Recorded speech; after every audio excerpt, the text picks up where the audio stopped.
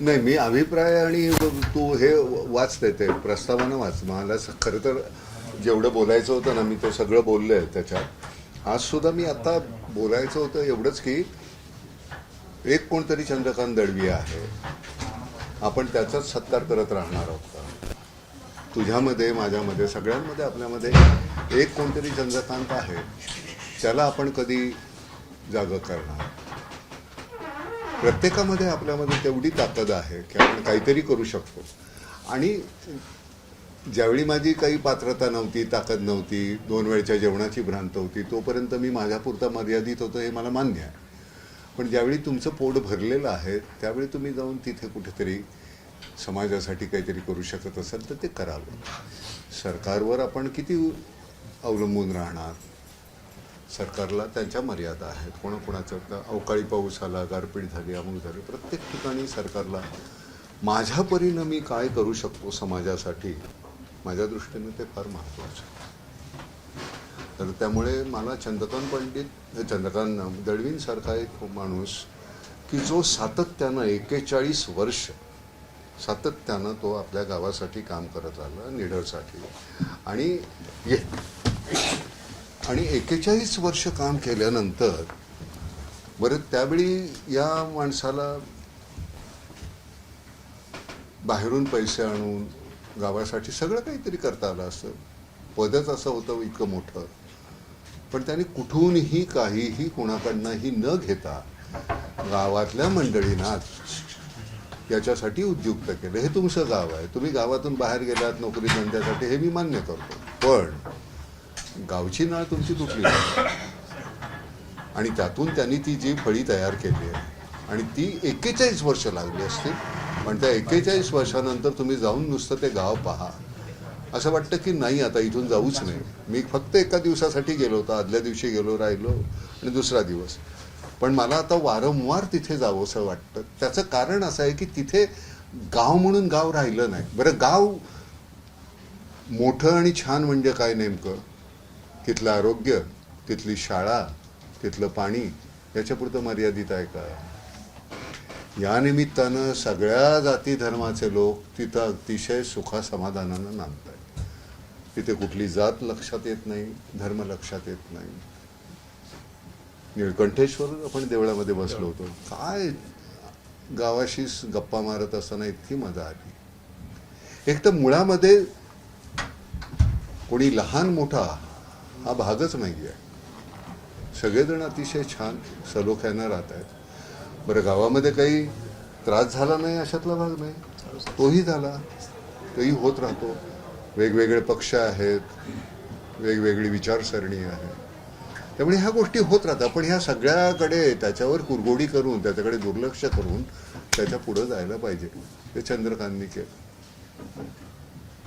हा म्हणजे मी मगाशी, आणि अतिशयोक्ती मला जमणार नाही, मला असं वाटतं की हे अभ्यासक्रमाला पुस्तक लागलं पाहिजे. या पुस्तकातून मला जर यावंसं वाटलं नसतं, मला हे फारच सुपरफिशियल आहे, वरपांगी आहे असं मला वाटलं असतं तर मी आलो नसतो. पण ज्यावेळी मी पुस्तक वाचलं त्या दिवशीच मी ठरवलं होतं की हे काम फार मोठं आहे आणि हे गावापर्यंत शहरातल्या लोकांना खरंच त्यांच्या विवंचनेतून वेळ मिळत नाही. गावच्या काय विवंचना आहेत माहिती नाही आहे, पण त्यांनी प्रत्येकाने हे पुस्तक वाचलं पाहिजे.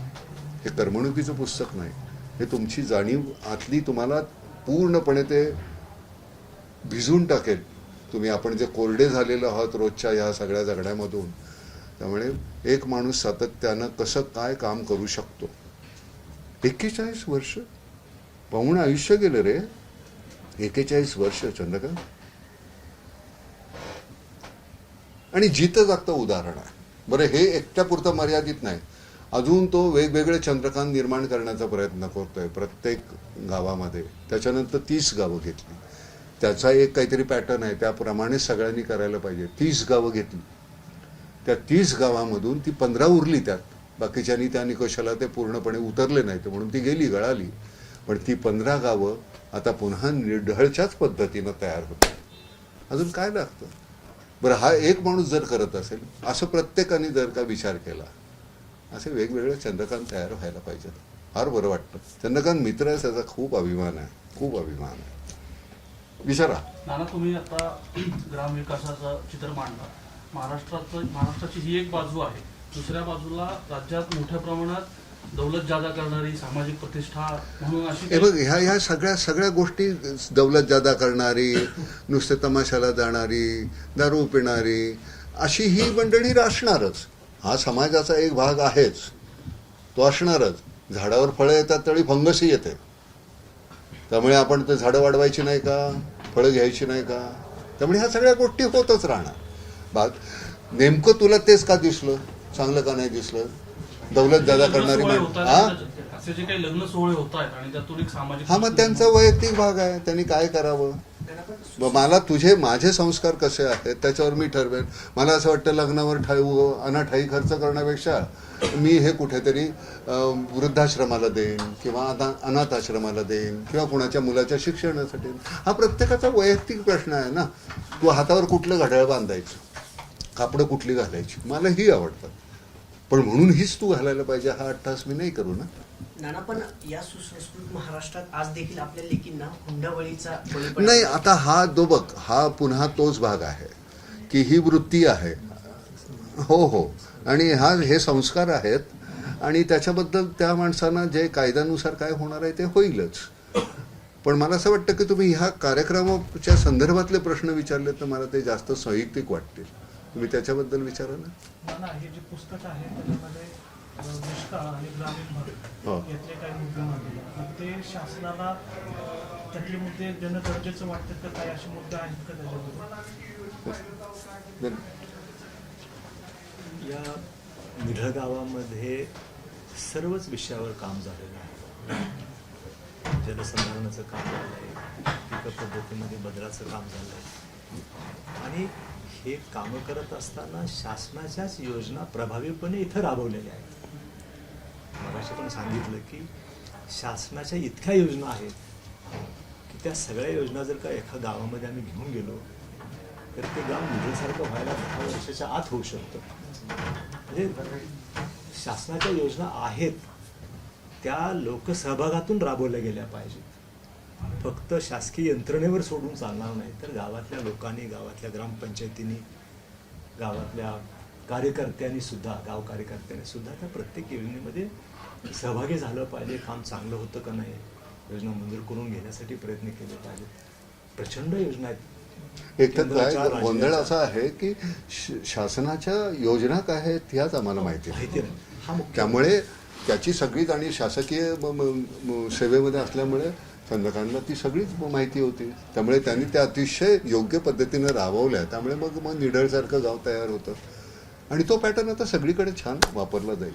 खरंच चांगलं आहे. तुम्ही शासकीय पदावर, उच्च पदावर होता तेव्हा काम करायला जास्त आनंद झाला, जास्त योजना सरकारच्या लोकांपर्यंत पोहोचवता आले का आता योजना जास्त चांगल्या पद्धतीने पोहोचतात? त्यामध्ये दोन्ही फी एन्जॉय करतोय. नाही, त्यावेळी कसं होतं, त्यावेळी तू बोलूच नको, ते मी सांगतो. त्यावेळी चंद्रकांत ज्यावेळी त्या पदावर होता त्यावेळी सुद्धा इतकाच किंवा किंबहुना अतिशय सावध होता, जागृत होता. कुठलाही माणूस त्याच्याकडनं आलेला हा म्हणजे शब्दविचित्र आहे, विनमुख नाही गेला. त्याला जे हवं ते त्याला मिळालेलं होतं. आता त्यांना कुठलेही त्याच्यावर हे नाही आहे, बंधनं नाही आहे आणि सगळ्या योजनांची माहिती आहे. त्यामुळे त्या कुठल्या राबवायच्या आणि कुठल्या नाही राबवायच्या ह्या. आता तुम्हाला माहिती आहे का, मी शेतकरी असल्यामुळे गारपीट झाली आणि मला त्या दिवशी 30,000 रुपये नुकसान भरपाई म्हणून आले आणि मी म्हटलं नको मला. मी गारपीट ती सहन करू शकतो, ही बाकीचे आमचे जे शेतकरी आहेत त्यांच्यापर्यंत तुम्ही पोचवा. तर गंमत आहे की शासन तर ते नाना पाटेकर म्हणून नाही आली, ती पोचत होती, सगळीकडे पोचते. पण मी पुन्हा म्हटलं ना की जशा हे आहेत त्या शासनाला ही मर्यादा आहे, त्यांनी कुठपर्यंत करायचं. आता सत्व फाउंडेशनमध्ये जेव्हा गावाचा ग्रामविकास आराखडा तयार करून देतो तर त्याच्यामध्ये जेवढी म्हणून काय कामं घ्यायची आहेत त्याच्यासाठी सरकारी योजना कुठल्या आहेत त्या सरकारी योजनांची माहिती एस्टिमेट करून ते योजना कशी मंजूर करून घेण्याची इथपर्यंत त्याच्यामध्ये माहिती दिलेली असते. त्यामुळे आता जसं अनेक वक्त्यांनी सांगितलं की आम्ही गेल्या 5 वर्षाचं काम 1.5 वर्षामध्ये करू शकलो, कारण सगळीच माहिती त्यांना ग्रामविकास आराखड्यामध्ये दिलेली आहे. कुठल्या अधिकाऱ्यांच्याकडे जायचं, पाठपुरावा कसा करायचा याच्यापर्यंत सगळं प्रशिक्षण पण देतो मी तिथे. सतो फाउंडेशनमध्ये ज्या गावामध्ये काम करतो, योजनांची माहिती देतो, ती मिळवायची कशी, बॅकक्युरीचं उत्तर कसं द्यायचं त्या बाजूनं पण आलो आहे. पेशन्स कसा ठेवायचा बॅकक्युरीचं उत्तर देताना. तर त्यामुळं प्रशिक्षण पण महत्त्वाचं आहे आणि माहिती पण महत्त्वाची आहे. वेळ कसा वाचतो आता, 1.5 वर्ष लागलं ना म्हणलं. हा म्हणजे ज्या गावाचा मगाशी मनोज हो. उल्लेख केला, 3 वर्षात तो म्हटला की 3 वर्षाचा तुम्ही दिलेलं टार्गेट आम्ही 1.5 वर्षामध्ये पूर्ण केलं. गंमत कशी आहे तुम्हाला, आता हे विषयांतर होतं. आपले भीमसेन जोशी आपले पुण्यातले, बाळा मागे बोलू नका रे हे प्लीज. हां, भीमसेन जोशी आपले पुण्यातले, तर ते कुंडगोळला मला वाटतं होते ना त्या गावामध्ये, सवाई गंधर्वांकडे शिकत होते गाणं. आणि गंगूबाई हनगल सुद्धा तिथेच शिकत होत्या. तर गुरुकुल पद्धतीनं म्हणजे तिथेच राहून ते शिकत असताना घरातली सगळी कामं करायची. म्हणजे आता काही गोष्टींचा मी उल्लेख नाही करू शकत, सगळी कामं करायची. आणि त्यावेळी गंगूबाईंना गुरुजी शिकवायचे आणि संध्याकाळपर्यंत यांची कामं, त्यामुळे ह्यांना वेळ नाही मिळायचा. तर गंगूबाईंना त्यांच्या घरी सोडायला जात असताना दरम्यान गंगूबाई त्यांना सांगायचे की मी हे शिकले. आणि तो जो वेळ होता तेवढ्यात ते समजून घ्यायचे त्या काय शिकल्यात. आता त्यावेळी लागलेला वेळ, पण त्यातून घडलेले भीमसेन जोशी. तर त्यामुळे प्रत्येक गोष्ट लगेच व्हायला पाहिजे असं नाही आहे. 41 वर्षानंतर झाले ती ठायी स्वरूपाची आहे. अण्णांसारखे गायक पुन्हा होणं हे अतिशय मुश्किल. पण एक शिकण्याची जिद्द जी असते ती बघा ना कशी आहे. त्या इथून तिथं त्यांना गंगूबाईंना सोडायला जाताना तेवढ्या वेळामध्ये त्या गाऊन दाखवायचे. त्यांची ती गुरु बघितली. तर मला ह्या असल्या काहीतरी गोष्टी ऐकल्या की किती कमवता आपण, किती श्रीमंत आहोत. आपल्यासमोर इतकी मोठमोठी उदाहरणं आहेत. आता हे इतकं छान उदाहरण आहे. विचारा. सर, तुम्ही जसं म्हणताय की योजनांबद्दलचं आता आपण बोललो, सरांनी अनेक योजना बघितल्या, तुम्ही बघितल्यात. सध्या ज्या राबवलेल्या योजनांबद्दल तुमचं काही मत आहे का, की कितपत त्या रेग्युलरली वापरल्या जात आहेत आणि त्याचा लाभ लोकांपर्यंत? मला का मी बाकीच्या योजनांकडे पाहतच नाही. माझी काय योजना आहे ते मी बघतो. सरकारच्या योजनेकडे मी बघत राहिलो तर मग मला माझ्या योजना नाही ठरवता येणार. तर मला असं वाटतं की मला काय करता येईल तेवढं मी विचार करावा. सर, मला आदरणीय दळवी साहेबांना एक प्रश्न विचारायचा आहे. मगाशी दळवी साहेबांनी सांगितलं 90% म्हणजे की निढाळ ग्रामविकास योजनेसाठी जो काही किंवा जी काही मदत 90% सरकारी होती. आपल्याला 44,000 महाराष्ट्रापुरतं बोलते मी, भारताचा नाही बोलते, महाराष्ट्रातल्या 44,000 गावांचा विकास करण्यासाठी जो काही 90% निधी लागणार आहे त्यासाठी यंत्रणा जी लागणार आहे ती सरकार उभी करू शकते. आणि त्याच्यासाठी जर हे 44,000 नेतृत्व पुढे आले तर त्यांनी काय करायला हवं? एकतर शासन हे नक्की करू शकतं. मी मगाशी सांगितलं की विकसित भारत ह्या संकल्पनेमध्ये शहरांचा विकास होणार का, तर होणार. तो कमीत कमी वेळामध्ये होईल. आता अशा पद्धतीने सगळ्या शहरामध्ये कामं चालतात. आपण सगळेजण त्याचे साक्षीदार आहोत. पण गावांचं काय, तुम्ही योग्य प्रश्न विचारला की गावांच्यासाठी आज एक काम मंजूर करून घेण्यासाठी त्या गावातल्या कार्यकर्त्यांना एवढी पायपीट करावी लागते. तर त्याच्यामध्ये जे आमच्या सगळ्या गावातल्या कार्यकर्त्यांची जी एनर्जी वेस्ट होते तर ती वाचवायची असेल तर गावनिहाय ग्रामविकास आराखडे तयार केले पाहिजेत. आणि त्या ग्रामविकास आराखड्यामध्ये लागणारे पैसे एका 5 वर्षामध्ये, 7 वर्षामध्ये, 10 वर्षामध्ये त्या गावाला देण्याची गॅरंटी पाहिजे. निढळला किती पैसे लागले? निढळा हिशोब तर केला नाही, पण साधारण 41 वर्षामध्ये एक लोकांचा सहभाग आणि शासकीय मदत.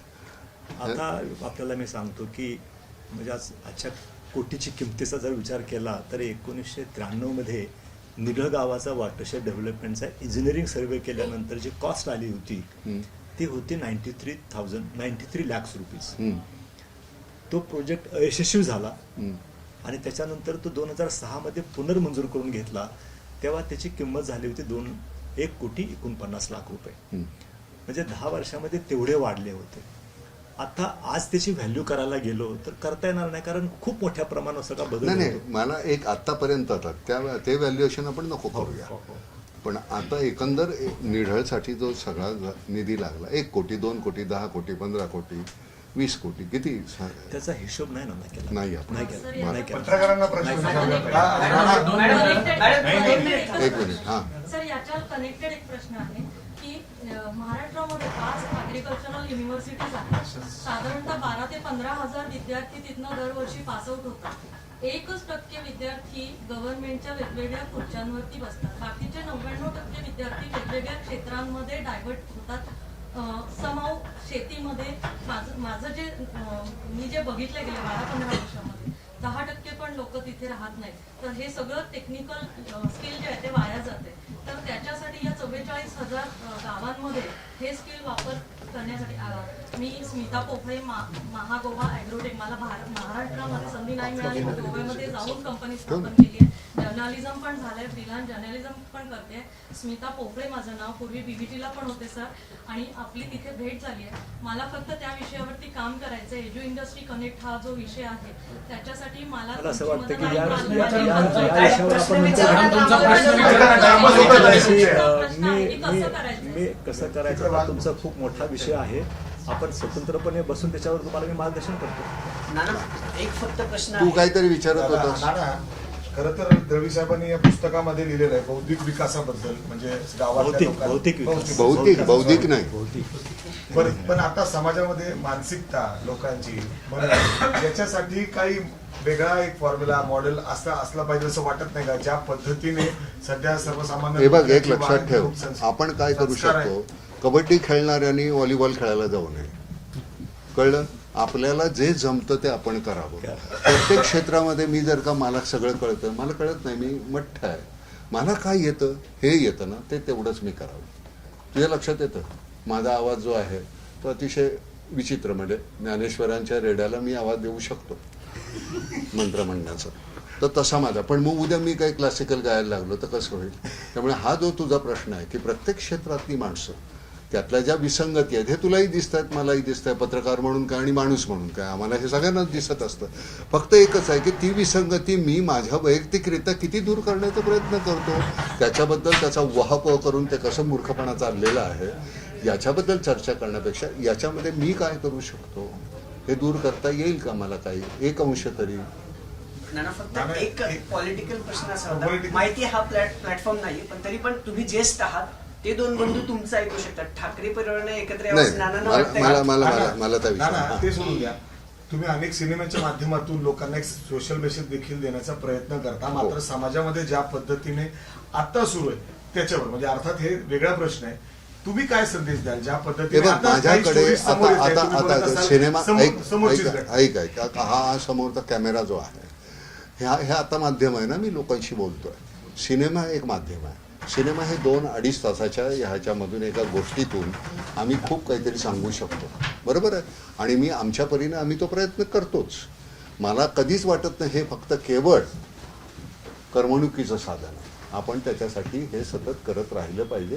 तुमच्याकडे जे जे माध्यम, तुझ्याकडे जो कॅमेरा आहे, तू जो मला प्रश्न विचारता, तू याच्यामधला वार्ताहर आहेस किंवा पत्रकार आहेस, तर तुला तुझ्या पद्धतीनं ह्या विसंगती कशा दूर करता येतील. वार्ताहर म्हणून मी फक्त इकडची बातमी तिथे पोचवली एवढ्यापुरतं तुझं मर्यादित राहणार आहे का? त्याच्यामध्ये काही बदल होऊ शकतो का?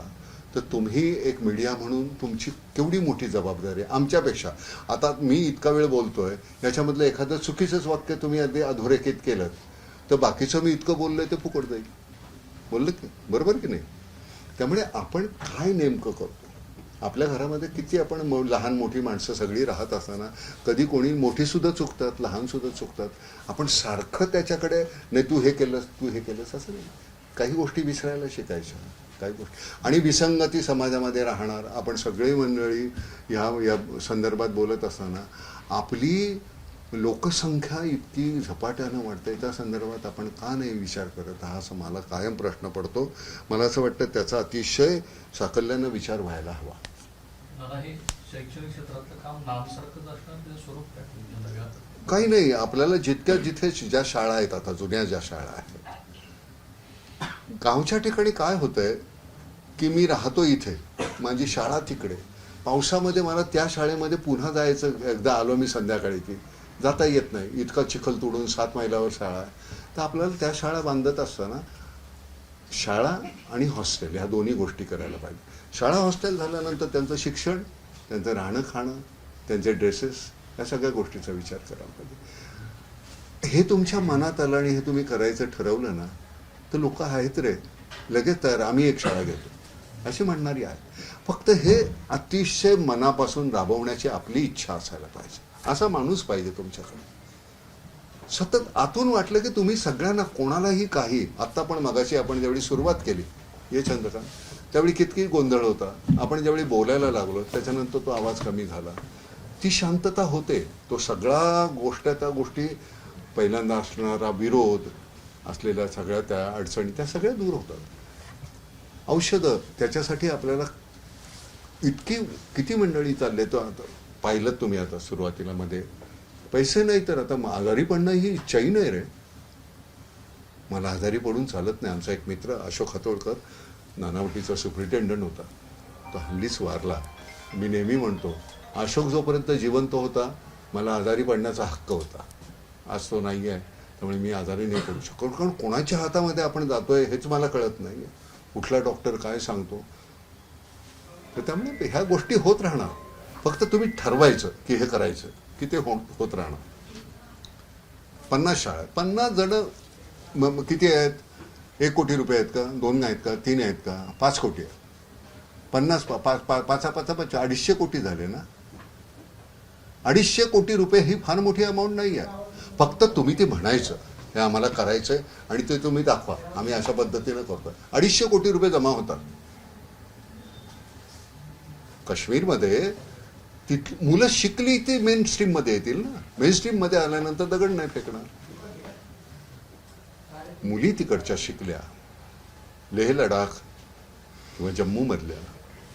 बरे इथे आपण हिंदू मुसलमान हा विचार करताच कामा नये. मुलं शिकली पाहिजेत. मुलं शिकली की ती उद्या, आपला उद्या ते आहेत ना.